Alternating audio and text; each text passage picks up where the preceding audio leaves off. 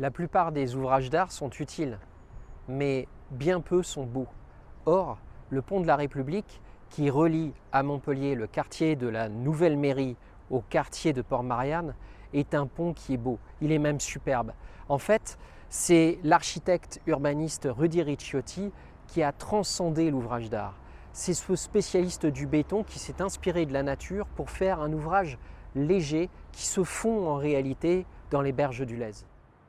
Cet ouvrage d'art est inauguré en mars 2014, mais n'est pas ouvert à la circulation automobile avant septembre 2016. La mairie a en effet souhaité attendre que les travaux sur l'ensemble de l'itinéraire urbain soient terminés avant de permettre aux voitures de l'emprunter. On le sait, l'architecte Rudy Ricciotti sublime les bétons innovants dans des réalisations restées marquantes.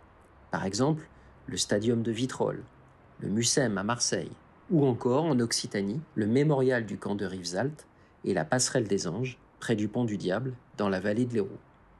Pour le pont de la République, l'architecte et son bureau d'études ont eu recours à un béton fibré ultra performant, ce qui en fait un des premiers ouvrages d'art en Europe réalisés dans ce matériau.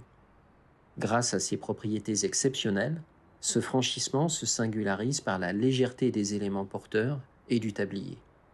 Il dénote, il dénote beaucoup à côté des infrastructures classiques comme le pont autoroutier, le pont ferroviaire et la ligne très haute tension qui composent, non loin de là, un paysage chaotique d'entrée de ville.